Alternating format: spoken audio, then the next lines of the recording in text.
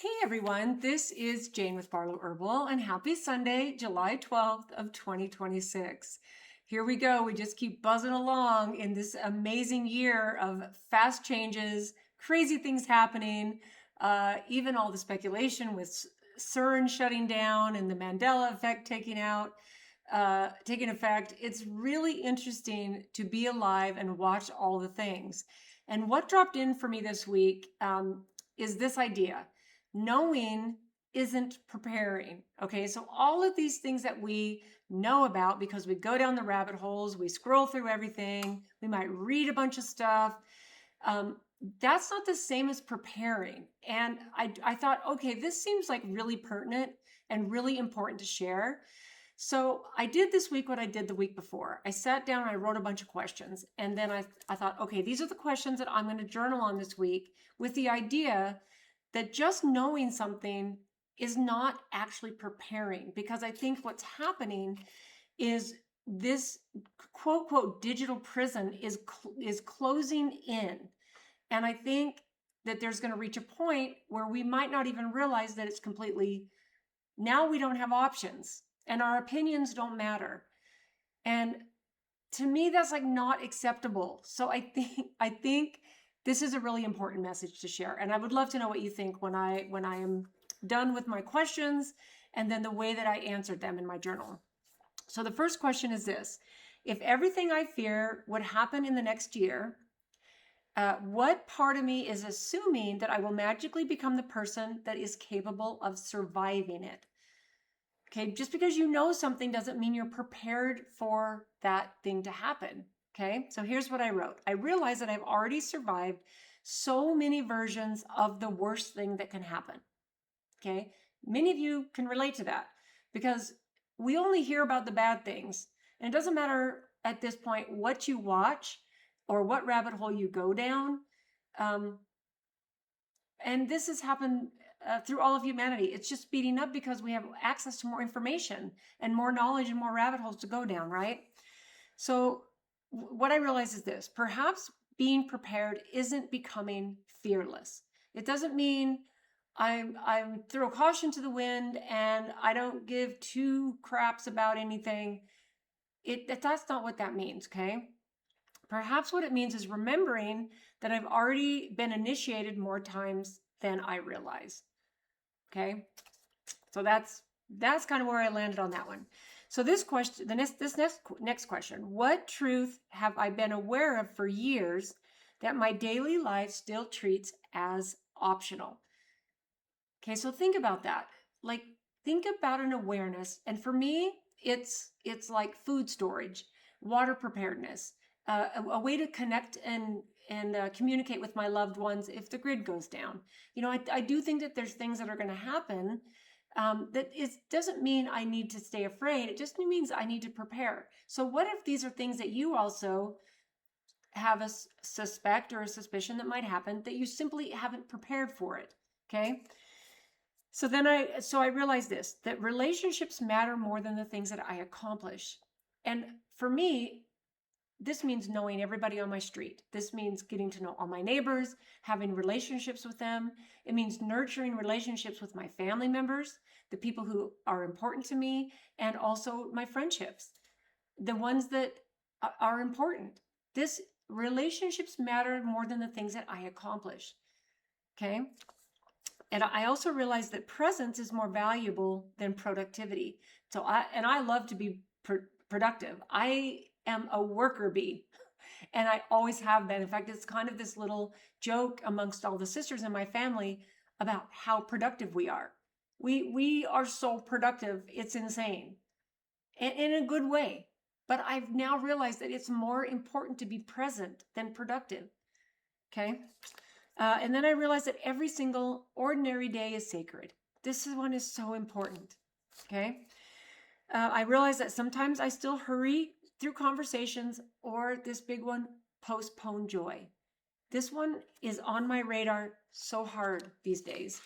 Like, I'm going to wait till things are settled, until this thing is done, until this hard thing is done, and I'm done with this hard thing, and until this thing gets ready, and it's like waiting to have fun until you go on vacation, right? or waiting until you retire to start doing things that you want to do in this lifetime. I'm done with that, okay? So then I realized this. Let's see. Knowing has never been my problem. That's what I realized, okay? But remembering has.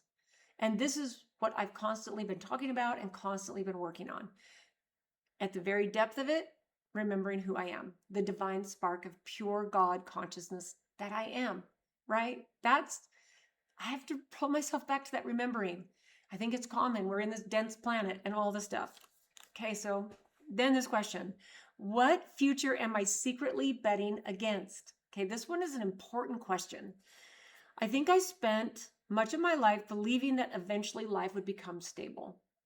This was taught to me when I was very young. I grew up in the Mormon religion. We were always preparing for the last days when fire would consume the earth. And I was always waiting to make sure that life was going to be stable until I could just enjoy. Okay. And let's see, that there would come a time where everyone I loved would remain healthy. Okay, so this one has been big for me because I'm a caregiver at the core of who I am from when I was a little girl. I'm second oldest, as many of you know, of 14 kids. And I was always helping my mom. Me and my older siblings were helping my mom take care of kids and we were caregivers. We would take care of things. And then when I was 18, I started teaching exercise classes. I became a personal trainer and I started caring about what people would get for results with their fitness and their health. And, so I believed that there would come a time when everybody I loved would remain healthy. I thought that for my mom forever. She died of MS when she was 74. She had MS most of her adult life. I would take her smoothies and take her healthy food and give her chair exercises. And I just thought, okay, as soon as my mom is healthy and she's doing all these things I'm helping her with, then my life will become more stable. I thought that for so long, and I don't know if anyone can relate to that. And then as things went on, and especially when COVID hit, I thought there would come a time when the world would make sense again and humanity would finally get it. Like I kept thinking that humanity's going to get this. In fact, I thought this a couple weeks in to when the shutdown happened in 2020. I thought, okay, it's going to happen anytime. Like people are going to go, oh, it's not what they're telling us. And then it didn't happen. And then I thought, okay, well, once the summer comes, because winter usually has the cold and flu, like people are going to realize, I don't know. I thought when things are going to get stable once humanity finally gets it, right?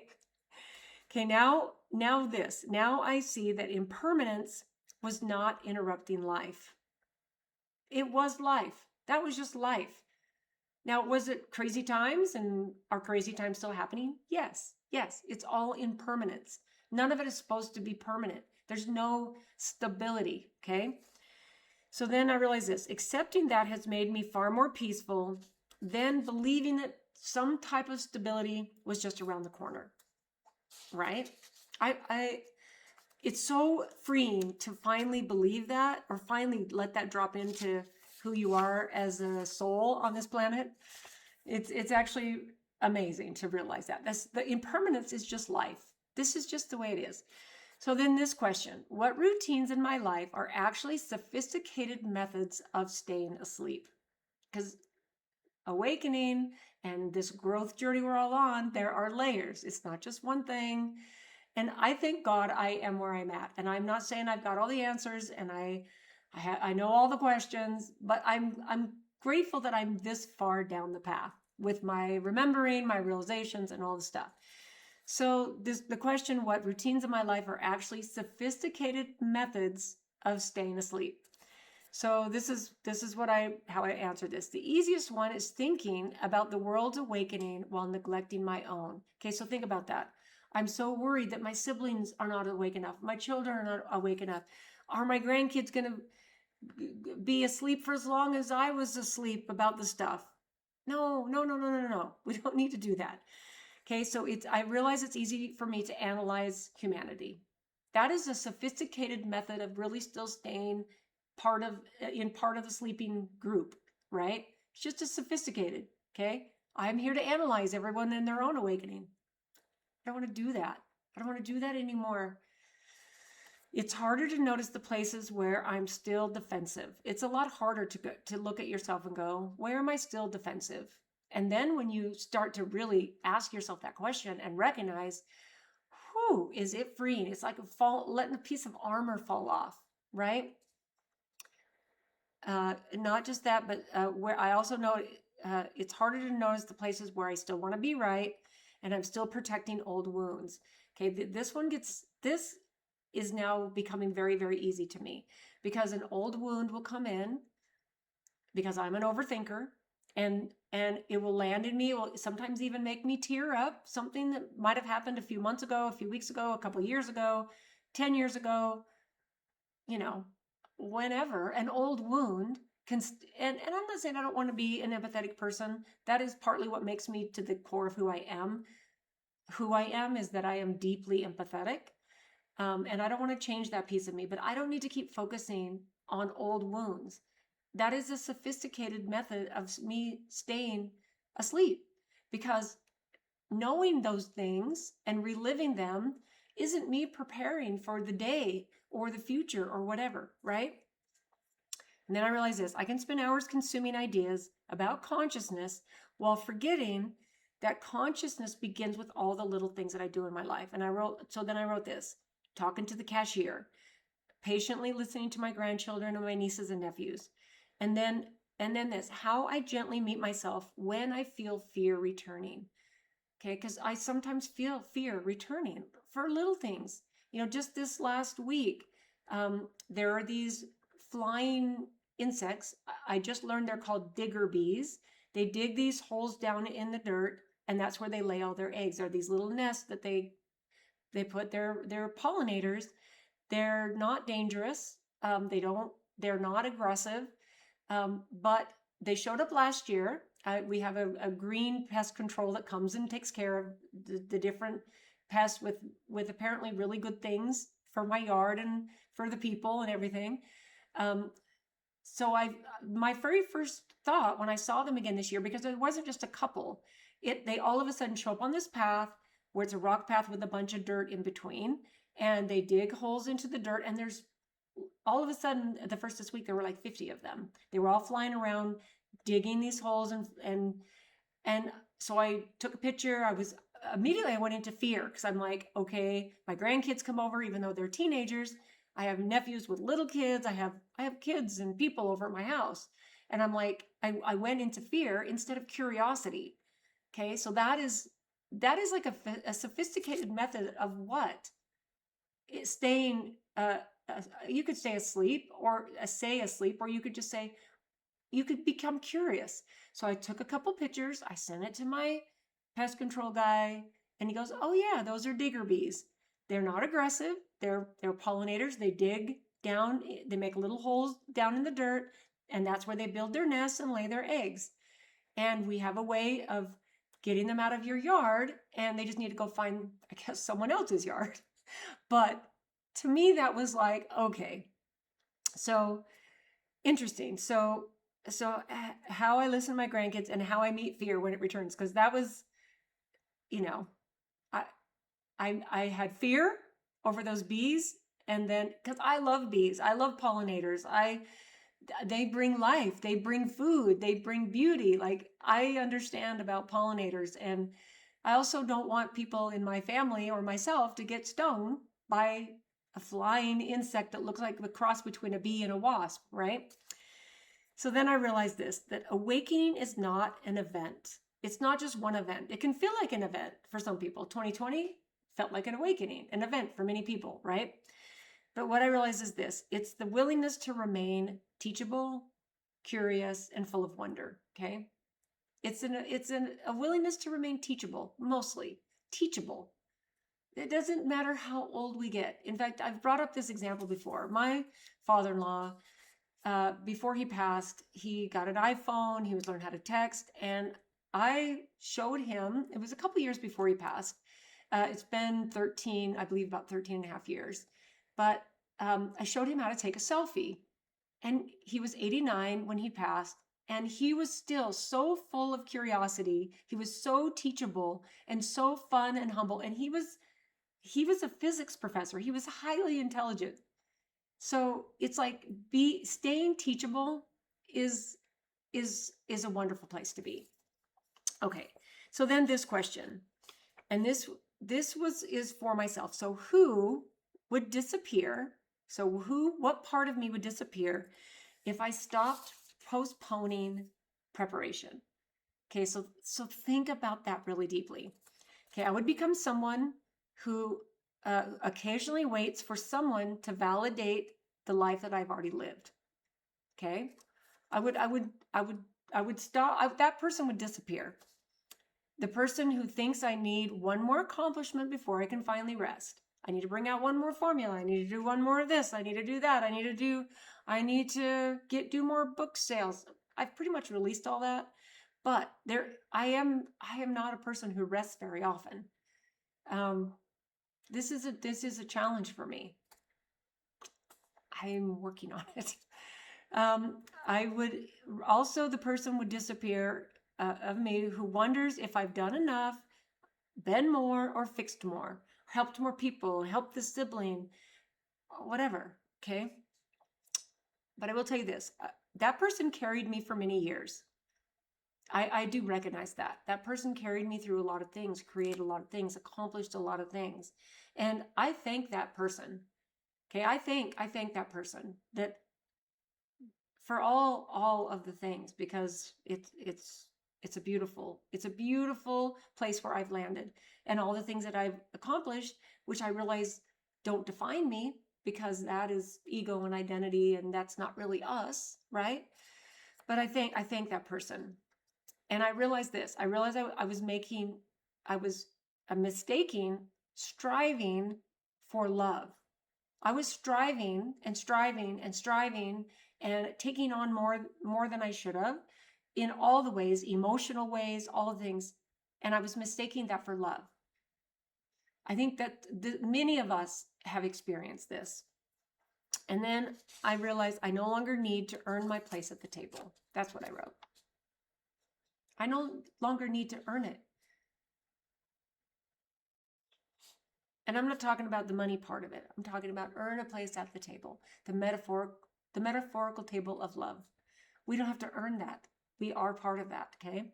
So then this question, if I truly believed every conversation would be my last, think about this one is so deeply. What would become embarrassing about the way I spend today? Okay, this one is really important because we walk through our days being short with people. And I say this because I sometimes experience this, and I'm actually getting so aware of this. And everything in my life changes when I just pause for a second and I am kind in the moment, in every single moment. I take a moment before I jump in. So what would become embarrassing about the way I spent today? And then I wrote this. Think about this: the small resentments, the endless scrolling, the unnecessary worry. That one is massive. We worry. Worry is one of the most wasted emotions. You worrying about something does not change it. Bottom line. And what about this? The conversations that I say over and over in my head instead of actually having them. How many times have you done that? Over and over and over. You not just say the conversations, you think over and over and over, you have them in your head. You don't actually go have the conversation. And so much would change if you just went and had the conversation, right? This one is interesting that I said, because it comes to me so easy to say the words, I love you. But I wrote, the moments I withhold affection because I assume that there will always be another opportunity. Okay, there are some people who are not as effusive in their affections as I am. And so I kind of am, I tend to be a little more reserved. And I'm not saying that you should put people out of their comfort zone or anything like that. You can show affection in other ways. But we can never assume that there's always going to be chances to show our affection to people. So what I wrote, the age I am has taught me that Tomorrow is never promised. And the deepest lesson is that today is the only thing that's promised to us. This moment is the only thing. Okay, so then this question, what am I collecting instead of embodying? Okay, this one came up because I have been a studier, a reader, a gatherer of personal development, personal empowerment. I like to study religious texts and spiritual texts and personal growth and all of those things. So this is part of the whole thing of this conversation that I started with. Knowing isn't preparing. So when you know all these things, I thought about all the things, all the books I've collected. I've collected all the right languages of awakening. And then I realized I no longer want another idea. I don't want another thing unless it softens me. Unless it softens me. I don't want anything else to rile me up. I don't need anything else like that.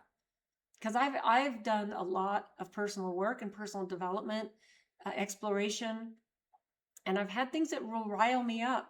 But now I only want things that soften me. I want things that make me kinder, and I want. Let's see. How did I write this? I can't understand my writing here. Helps me love without needing to be understood. Helps me love without needing to be understood. I don't want to bring this into my awareness unless it helps me love without needing to be understood. I don't need to understand someone else's journey to love them. Okay? What I truly am cannot be threatened by the loss of any title. Sometimes you learn these the super hard way. And I realize that idea is not frightening to me anymore. It just feels freeing. Okay? And then this question. When history looks back on this era, okay, this is really such a great question. What obvious transformation will everyone say people should have prepared for? And then here's the biggest thing I think on this question. I think people will say that we confused connection with technology. Technology is not connection. Sure, we can connect with somebody over FaceTime in another country, over Zoom. That there is a connection there, but it is not the same as an in-person connection. And sometimes it's not possible if someone lives in another country or another state or another city. It is wonderful to be able to stay connected that way, but I'm talking about the importance of connection with the people on your street, the people that you work with, the people, your family members that you're close to, that you see. That in-person connection, I think, is so much more important than just connecting with someone via text. And I think this is important for us to teach our children and our grandchildren. The connection in person is much more important. I think that people will say we confuse connection with technology. Here's a big thing that also dropped in. I think we're going to confuse, we confused information with wisdom. Just having a lot of information is not wisdom. It's just information. It's just information. Attention with love.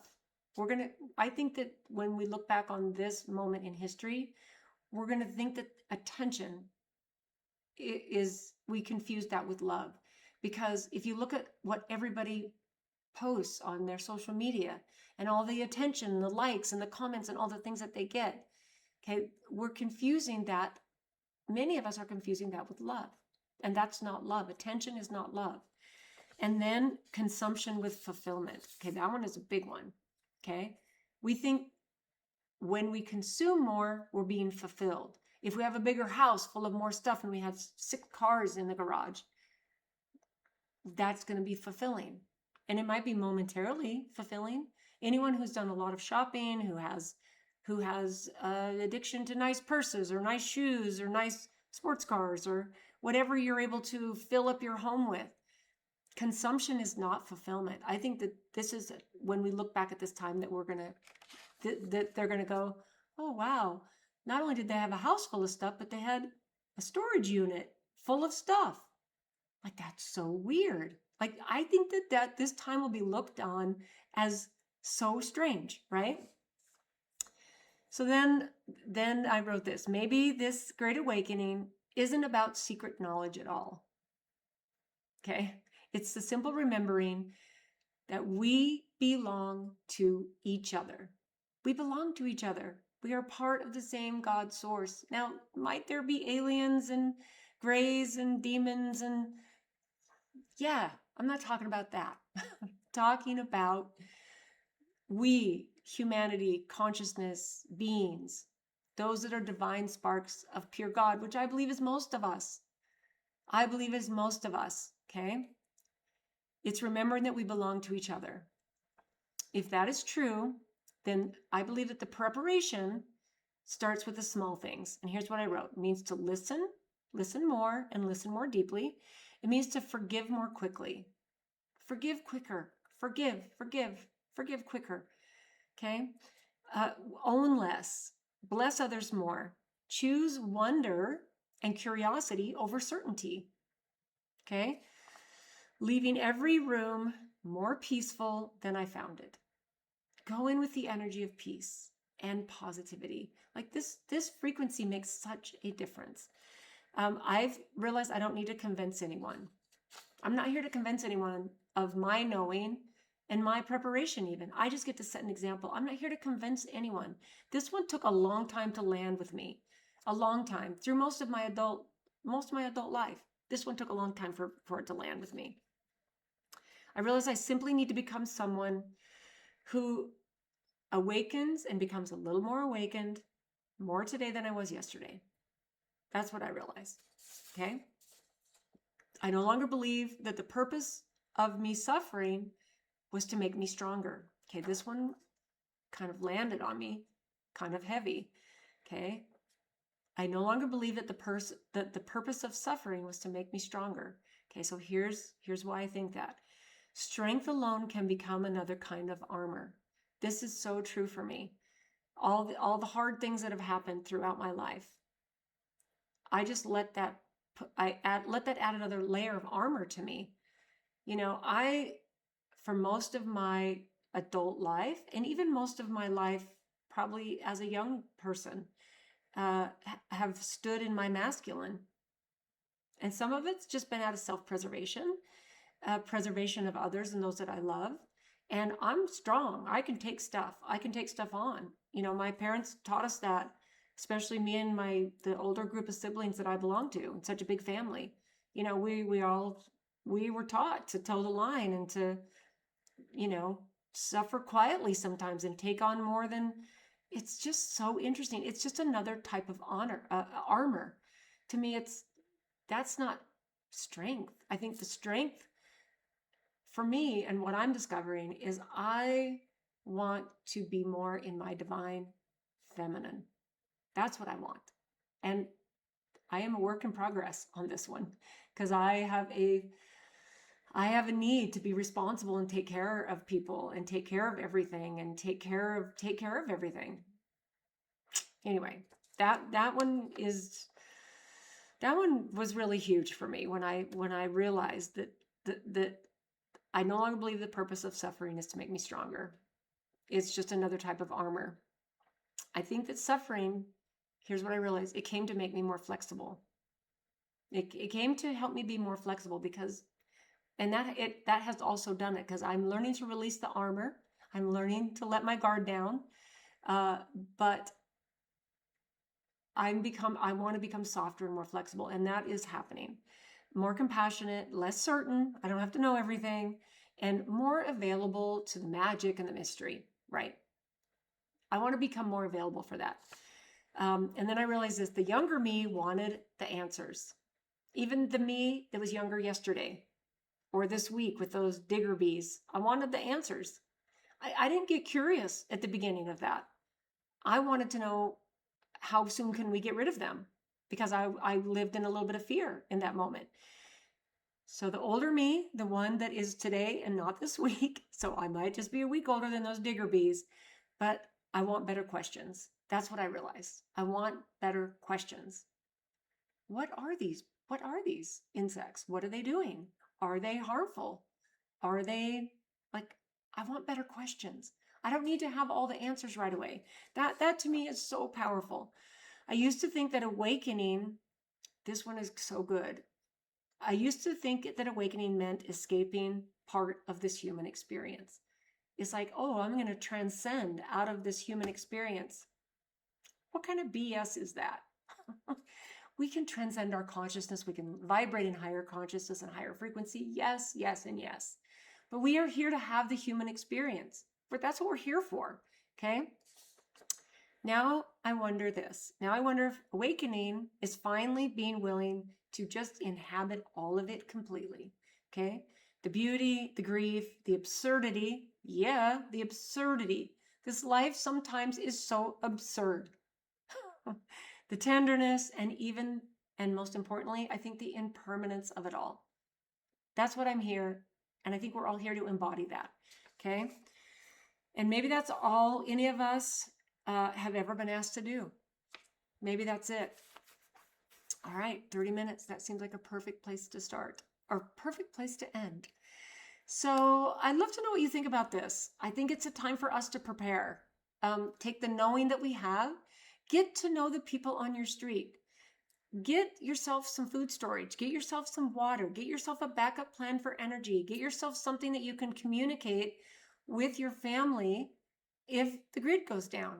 I believe that there's a moment in time in the probably near future that might happen. And to me, it's not a reason to fear. It's because it's part of the process of what humanity is doing right now and the changes that are happening. I think it's going to be another layer of what they might be trying to do to control us. And we just need to be prepared. So just knowing this information is not enough. You have to start to put it into practice. So my biggest challenge to you is to disconnect. Disconnect from your technology, even for short periods of time. Take yourself out of, your home without your phone. That might cause anxiety. I know people that could not leave their home to meet a friend for dinner, or go on a walk or a hike, or go do whatever, and leave their phone at home. I don't know very many people who could actually do that. And that is probably the biggest challenge right now for most of us who are constantly on that dopamine hit, because it's the knowledge, it's the stuff coming in. We got to know, we got to hear. We don't want to get ourselves caught in a digital prison, you guys, where we have all the knowledge, but it doesn't matter anymore because we weren't prepared. We weren't prepared to step out and say to our neighbors, oh, you know what? We can't get to the store. I have this, and let's share this, and let's do that. We need to start putting these things into practice. Even if worse doesn't come to worse, even if none of it happens. Because then you know what happens? Now you are living the experience of being a human. You're connected with your neighbors. You're connected more deeply with your children and your grandchildren, or whomever you come in contact with. You're being more friendly to the person who checks you out at the grocery store. You're becoming more of a human, not just prepared, but now you're just becoming a human. Okay, so I'd love to know what you think about this. Did any of this resonate with you? Yeah, like great things came in this week. So thank you so much for tuning in today, guys. I hope you have a brilliant third week of July. We got 100-degree days here in Utah, and inside is the place to be. But let me know what you think about this, and we will see you next time.